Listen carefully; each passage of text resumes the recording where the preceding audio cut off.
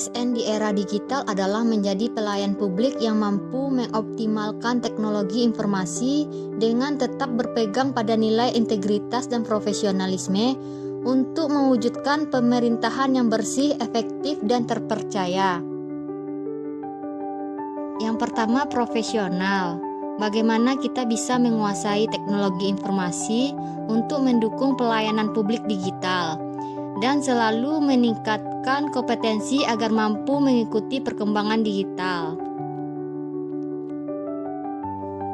Yang kedua, berintegritas. Bagaimana kita bisa menjaga kerahasiaan dan keamanan data di lingkungan kerja kita, sehingga dalam pelayanan digital kita bisa menghadirkan layanan yang mudah diakses, cepat, transparan, dan akuntabel, serta juga bisa mendapatkan akses yang mudah untuk layanan publik digital.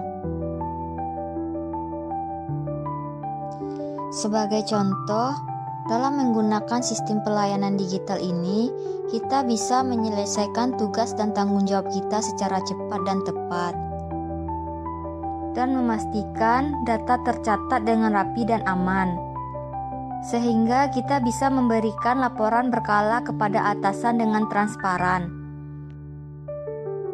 Sebagai ASN, kita menghadapi beberapa tantangan. Contohnya dalam pelayanan digital, yang kita dapatkan harus cepat, akurat, dan transparan.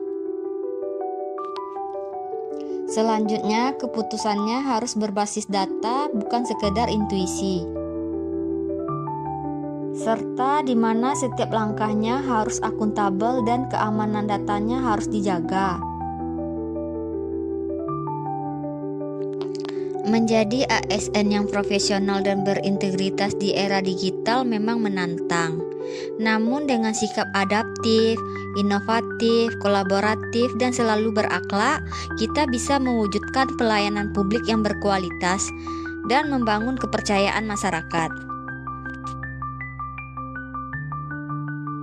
Mari bersama-sama kita menjadi Smart ASN. Aparatur sipil negara atau ASN memiliki peran strategis dalam penyelenggaraan pemerintahan dan pelayanan publik. Sebagai pelayan masyarakat, ASN dituntut untuk memiliki profesionalisme yang tinggi dan integritas yang kuat. Visi saya sebagai ASN yang profesional dan berintegritas antara lain: pertama, memberikan pelayanan terbaik kepada masyarakat dengan memiliki etos kerja tinggi dan bekerja secara bersungguh-sungguh. Kedua, berkontribusi dalam menciptakan birokrasi yang akuntabel, efisien, dan transparan. Ketiga, menciptakan lingkungan kerja yang produktif dan harmonis dengan disiplin dan bertanggung jawab dalam menjalankan tugas. Keempat, kompeten di bidang tugas saya sebagai pengendali organisme pengganggu tumbuhan dengan mengikuti pelatihan, meningkatkan keterampilan, serta beradaptasi terhadap perkembangan teknologi dan kebijakan terbaru yang terkait. Jumlah pengguna media sosial di Indonesia pada 2025 menurut laporan Wir Sosial mencapai 143 juta pengguna aktif. Hal ini setara dengan 50,2% dari total populasi nasional. Selain itu, pada era sekarang, setiap tindakan bisa direkam, disebar, dan diviralkan dalam hitungan detik. Sebagai bagian dari masyarakat digital, ASN juga mempunyai akun media sosial yang bisa digunakan untuk berekspresi. Namun, ASN memiliki tanggung jawab etika dalam bermedia sosial. Apa saja tantangan etika bermedia sosial bagi ASN? Pertama, netralitas dan politik praktis. ASN wajib menjaga netralitas dan menghindari konflik kepentingan, termasuk dalam kampanye pemilihan umum. Pelanggaran kode etik ASN bisa terjadi apabila memberikan like atau menyebarkan konten yang mendukung calon maupun partai politik tertentu. Kedua, hoaks dan kebenaran informasi. ASN tidak boleh membuat atau menyebarluaskan berita palsu, fitnah, atau informasi yang tidak benar, terutama yang berkaitan dengan kepentingan dinas. Informasi yang disebarkan harus jelas sumbernya, terverifikasi, dan akurat. Ketiga, kerahasiaan dan transparansi. ASN tidak boleh menyebarluaskan informasi rahasia negara, seperti kebijakan yang belum dipublikasikan secara resmi atau detail teknis suatu kebijakan. Di sisi lain, ASN juga dituntut untuk transparan dalam penyampaian informasi yang layak dikonsumsi publik, tetapi tetap harus proporsional dan bertanggung jawab. Keempat, reputasi dan integritas. Unggahan atau interaksi di media sosial dapat mempengaruhi wibawa dan reputasi ASN.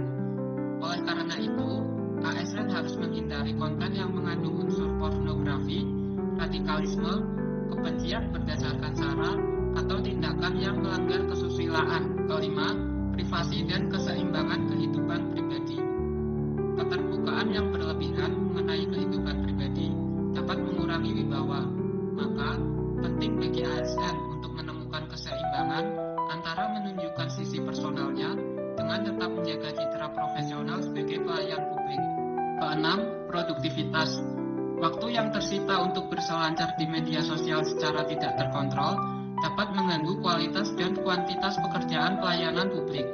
Dengan demikian, ASN perlu menunjukkan kesadaran bahwa etika tidak hanya berlaku di kantor, tetapi juga di ruang digital.